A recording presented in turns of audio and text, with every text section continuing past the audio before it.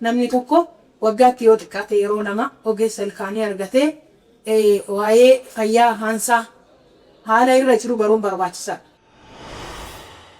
Maqaan koo Dr. Biraanee Mul'isaan jedhama. Ogummaan koo Dental Surgeonidha.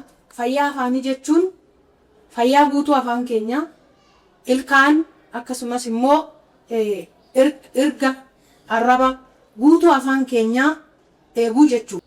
Fayyaa afaan keenyaa kan ammoo akkaataa kamiin eeguu dandeenya kan jedhu tokkoffaa irratti qulqullina guyyaa guyyaan taasisu daily oral hygiene isa jennu jechuudha.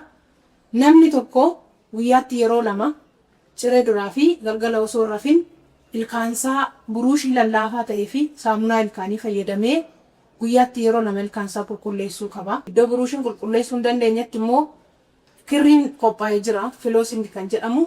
Ilkaan gidduu nyaatota ilkaan gidduutti kuufaman immoo kirrii kanaan akka qulqulleessuuf hin eeyyamama. Lammaffaa irratti nyaanni yookaan immoo sooranni nuti fudhannu maal fakkaata? Fakkeenyaaf fayyaa ilkaan keenya irratti yookaan afaan keenya irratti nyaatota miidhaa buusan keessaa nyaatota baay'ee mi'aawoo ta'an, nyaatota sukkaara baay'atan, nyaatota mi'aawoo fi dhugaatiiwwan lallaafaa mi'aawoo ta'an baay'inaan otoo fayyadamuu baannee gaariidha. Isaanis maal ta'uu?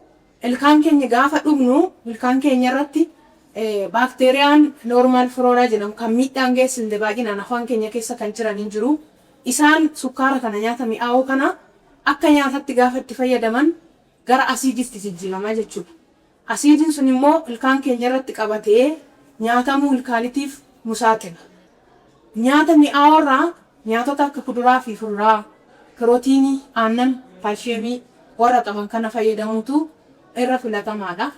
Yoo danda'ame immoo mi'aawoo gaafa fayyadamnu yeruma sanitti bishaan lulluqqachuu fi buruushiidhaan qulqulleessuun immoo barbaachisaadha jechuudha. Miidhaawwan hamoo warra fidan fakkeenyaaf dhugaatii alkoolii, tamboo tuutuu fi sigaaraa aarsuun faan fayyaa afaan keenya irratti baay'ee miidhaa geessisu. Isaanis immoo dhukkuboota gurguddoo akka dhukkuba kaansariitiif saaxiluu danda'u waan ta'eef namoonni baay'inaan wantoota kanaaf waan nama miidhan fayyadaman kana hir'isuun barbaachisaadha. Eeggannoowwan afaan keenyaaf murteessanii waggaatti yoo xiqqaate al lama ogeessa ilkaanii wajjin wal quunnamuun barbaachisaadha. Qulqullina ilkaan keenyaa hin eegganne ta'e xuriin nyaanni guyyaa guyyaadhaan nyaannu ilkaan keenya irratti kuufamee gara asiiditti jijjiiramee ilkaan keenya ni borobbora yookaan immoo ilkaan keenya akka nyaatamu godha. Isarratti dabalatee immoo foolii hamaa yookaan immoo foolii badaadhaaf saaxila. Sun immoo rakkoolee hawaasaa irratti akkasumas immoo xiinsammuu namaa miidha.